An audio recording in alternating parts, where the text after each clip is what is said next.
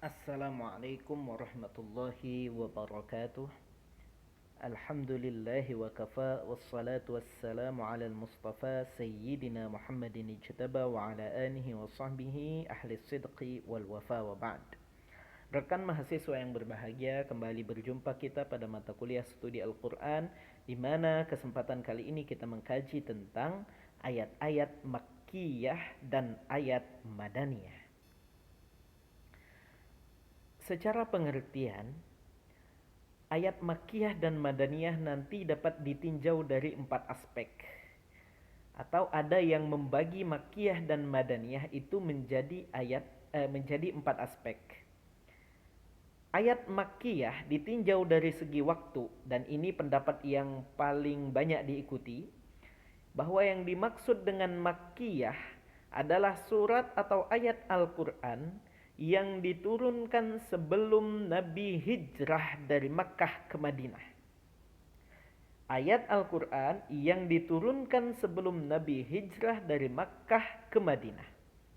Meskipun ayat itu diturunkan di luar kota Makkah. Artinya kalau Nabi ke Taif atau Nabi pergi ke tempat-tempat lain, tetapi sebelum hijrah, maka itu masuk dalam ayat Makkiyah. Ayat Madaniyah adalah surah atau ayat Al-Quran yang diturunkan setelah Nabi SAW berhijrah ke Madinah, meskipun turun di Makkah atau di daerah lain. Misal ketika terjadi penaklukan kota Makkah, Fathu Makkah, itu setelah Nabi setelah Nabi melakukan hijrah, atau ayat-ayat yang turun ketika Nabi haji wada atau sedang dalam peperangan di luar kota Madinah tetapi terjadi setelah Nabi hijrah, maka itu tetap disebut sebagai ayat Madaniyah. Ada pengertian lain dari segi ruang. Misalnya, ada yang memahami bahwa Makkiyah adalah ayat Al-Quran yang turun ketika Nabi berada di Mekkah dan sekitarnya. Kemudian sementara ayat Madaniyah adalah surah yang turun di Madinah dan sekitarnya. Ada yang memberikan definisi tersebut. Ya, tidak salah, tetapi akan menjadi polemik ketika ada ayat yang turun tidak berada di dekat kota Mekah dan Madinah. Contoh ketika di Tabuk turun ayat lau kana aradan qariba wa safaran qasida lattaba'uka walakin ba'udat 'alaihim asy-shuqqah wa sayahlifuna billahi law istata'na la kharajna ma'akum yuhlikuna anfusahum wallahu ya'lamu innahum lakadzibun. Nah, ayat ini turun di Tabuk, tidak dekat dengan Madinah, tidak dekat dengan Mekah. Nah, masuk bagian mana? Kalau menggunakan definisi yang ini, maka akan sedikit sulit, kecuali definisi yang pertama dilihat. Kalau sebelum hijrah dia adalah Makkiyah, setelah hijrah dia adalah Madaniyah. Kemudian ada juga yang berbicara melalui subjeknya. Ada yang mengatakan bahwa Makkiyah adalah surat Al-Quran yang ditujukan kepada penduduk Makkah. Ayat-ayat itu umumnya dimulai dengan lafaz ya ayuhan nas, ya ayuhal kafirun, ya bani Adam. Sementara ayat Madaniyah ialah surat atau ayat Al-Quran yang ditujukan kepada penduduk Madinah. Ayat-ayat tersebut umumnya diawali dengan lafaz ya ayyuhalladzina amanu. Ada yang memberikan definisi begitu, tetapi lebih tepatnya nanti kita masuk dalam ciri-ciri ayat Makkiyah dan Madaniyah, bukan definisinya. Tetapi cukup sebagai pengembangan wawasan kita ya. Ada juga yang berbicara dari segi konten. Kalau ayat Makkiyah adalah ayat yang menampilkan cerita-cerita mengenai para nabi dan umat terdahulu, baik menyangkut kejayaan umat terdahulu maupun kehancuran umat-umat terdahulu. Sementara Madaniyah ialah surat atau ayat Al-Quran yang memuat berbagai ketentuan hukum seperti hudud, faraid, dan lainnya. Lagi-lagi tidak salah memberikan definisi seperti ini, tetapi yang paling tepat adalah definisi yang pertama dari segi waktunya, dan definisi yang belakangan ini merupakan ciri-ciri dari surah Makkiyah dan Madaniyah.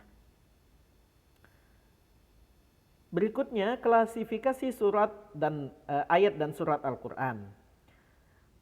Kalau kita kaji lebih jauh, surat Al-Quran itu berjumlah 144 ayat. Ada yang mengatakan 28 itu surat Madaniyah, 86 itu surat Makkiyah ya. 86 surat Makkiyah, 28 surah Madaniyah. Totalnya adalah 114 surat. 86 Makkiyah, 28 Madaniyah. Tetapi kalau ingin didetailkan, surah yang seluruhnya adalah Makkiyah berjumlah 58 surat. Seperti surah Al-Fatihah, surah Yunus, dan surah-surah dalam juz Amma. Itu berjumlah 58 surat total. Kemudian surat yang sepenuhnya atau seluruh ayatnya Madaniyah. Ada 18 surat, ada Ali Imran, An-Nisa, dan lain-lain.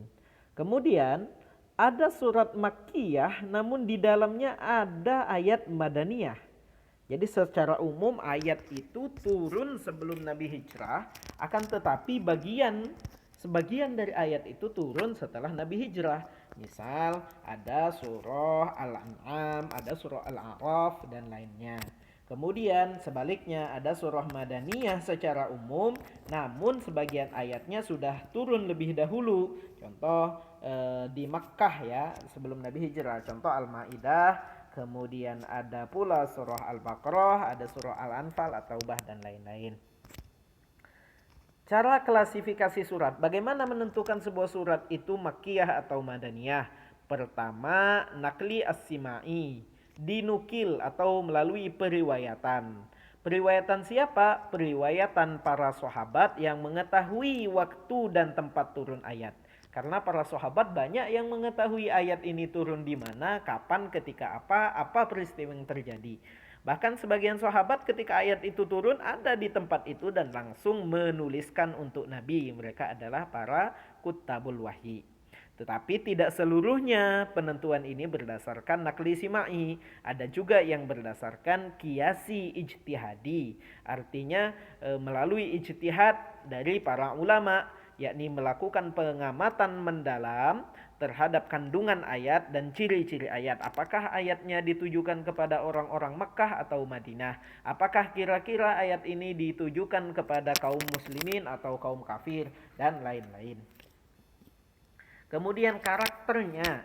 Kalau bicara karakter surat itu nanti ada yang namanya dhawabit, yakni karakter dari segi lafaz. Ada yang namanya mumayyizat. Mumayyizat itu dari segi makna atau kandungan.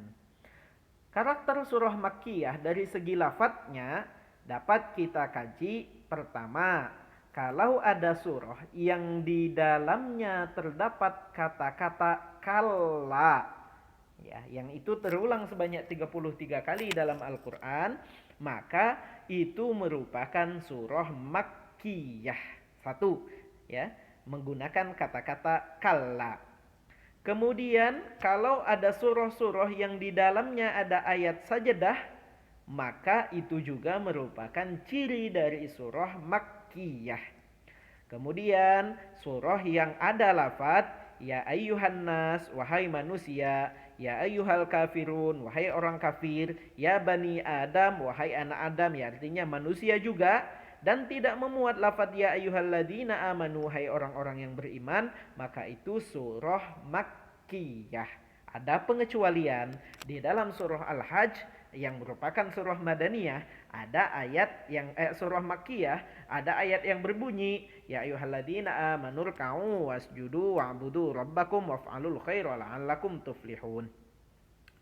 Kemudian setiap surah yang dibuka dengan huruf muqatta'ah kecuali surah Al-Baqarah dan Ali Imran. Sementara surah Ar-Ra'd ada khilaf di dalamnya. Muqatta'ah yaitu huruf-huruf yang huruf-huruf hijaiyah yang menjadi pembuka surat. Contoh misalnya ada ayat yang berbunyi ada huruf muqatta'ah Yasin ya, atau Nun, atau Alif Lam Mim Shad. Nah, hal-hal itu ya, Alif Lam Ra. Nah, ketika ada surah-surah yang dibuka dengan huruf muqatta'ah, maka itu menjadi ciri dari surah Makkiyah, kecuali surah Al-Baqarah dan Ali Imran.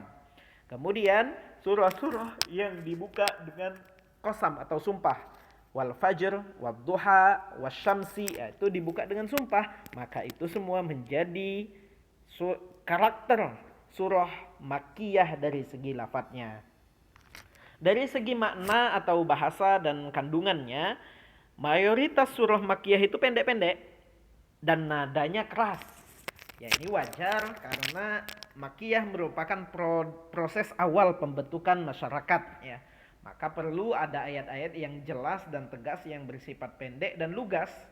Qul huwallahu ahad, Allahus samad, lam yalid walam yulad walam yakul lahu kufuwan ahad. Nah, karakternya juga memiliki gaya bahasa yang unik yang berima puisi ya. Alam nasrah laka sadrak wa wada'na anka wizrak alladhi anqadha zahrak. Nah, itu ciri-ciri dari ayat Makkiyah, pendek dengan nada yang cukup keras gitu ya. Karena memang lawan bicaranya orang-orang kafir, orang-orang musyrik saat itu. Kemudian fokusnya mengajak kepada Tuhan dan beribadah hanya kepada Allah. Pembuktian risalah kenabian, informasi hari kiamat, penolakan kepercayaan jahiliyah ya. Karena memang subjek yang diajak berbicara saat itu atau objek yang diajak berbicara saat itu ya orang-orang kafir, sehingga tema utamanya ya mengajak kepada beribadah, mengajak kepada Allah, pembuktian kenabian dan lain-lain. Kemudian ada juga penetapan ketentuan-ketentuan umum, artinya belum kasus-kasus hukum yang bersifat spesifik.